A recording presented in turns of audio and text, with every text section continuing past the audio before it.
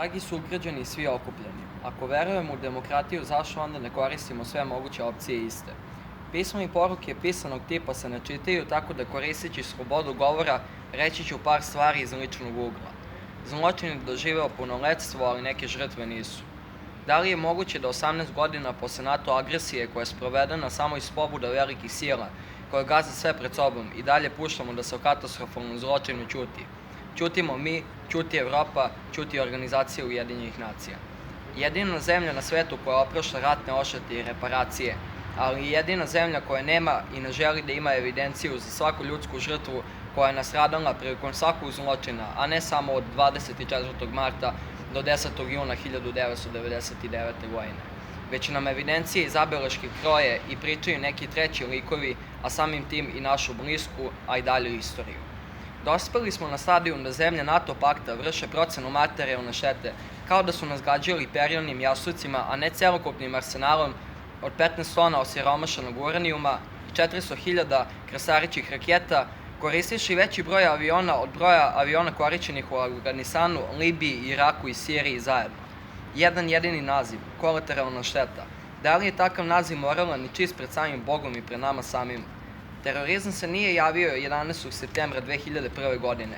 Javio se ovde, u Saveznoj Republici Jugoslaviji, 1998. godine, 1999. 2000. i kao vrhunac 17. marta 2004. godine, koji je uslovio proglašenje nekakve samoproglašene Republike Kosovo. Savezna Republika Jugoslavija ne postoji, ali itekako postojim ja. Cela generacija 1999. ali mnogo ljudi koji su tada strahovali svakodnevno od mraka i represije koja je uzela učešća u svim sferama tadašnjeg života. Svake godine se pravi fama i burleska sa ovim nemilim događajem koji samo pokazuje ko je maćeha, a ne majka moderne demokratije i kome mi moramo da se dodvoravamo da bismo ispali integrisani i humani. Mediji nemaju etiku, ali onda bi i trebalo da odgovaraju, jer nema smisla da budu nekažnjeni zato što ih drže neki Amerikanci i razni stranci. Pričamo o velikim epohalnim savezima sa zemljama koje su nas tlačile i koje su se dovoljno pokazale kakvi su prijatelji i braće u stvari. Sve u svemu, smeju nam se u lice, baca se prašina u oči i to ne ona od srušene zgrade Savezne policije, gde će Izrael da gradi tržni centar, ili prašina od srušene bolnice ispred koje upravo stojimo, već prašina laži i prevare. Ubeđuju nas da smo mi ti koji su htjeli da ispadnu veliki genocidni tirani, a realnost, činjenice i živa reč govore suprotno.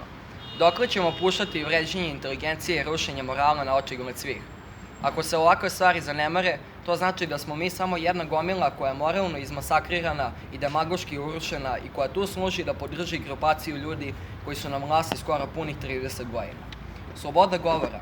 Ako to nije još jedan termin dezavuisanja i psihološko-propagandne delatnosti, imam samo jedno da kažem. Zločin 1999. godine se možda i može prositi, ali se ne može i ne sme zaboraviti. Ako ne zbog nas, onda zbog Milice, dvogodišnjeg Marka Simića, svakog tadašnjeg deteta koja je možda mogla da bude kao i ja na završetku srednje škole i na početku života koji nije uslovljen tuđim bolesnim umovima i zločinačkim planovima. Ako ne zbog nas, onda zbog radnika RTS-a, junaka sa Košara i svih žrtava koje još uvijek nisu zabeležene i obelodanjene, dok su porodicama nastradalih i dalje rane koje bole i peku. Ne trebaju nama revolucije, treba nam samo da držimo do toga ko smo i da se zapitamo zašto i dokle će nas vući za nos dok sa đavolom tikve sada. Koja strana opcija je povoljna i bratska? Nijedna, jer ceo svet nam je tada okrenuo leđa. Nisam ni za jednu stranu zato što sam Srbin i ja sam za svoj narod, a ne za tuđince i za one koji su nam i napravili najveće termopilske klance kao što je ovaj, jer su osujećeni zbog toga što mi postojimo i što nismo postali glineni golubovi, iako stremimo ka tome. Umesto izbora koji se održavaju, bolje bi bilo da zaboravimo lobiranje u korist trećih lica, partije i glasanje, već da napravimo reviziju zločina tako što ćemo podići tužbu u Strazburu i proglasiti kao zvanični dan zločina za sve poginule. Svim poginulim želim da počivaju u miru i da se više nikad ne ponovi zločin gde su se gađale kuće, zgrade, bolnice i civilne mete. Zločincima takođe sve najbolje, s poštovanjem Nikola Červočej. Bravo.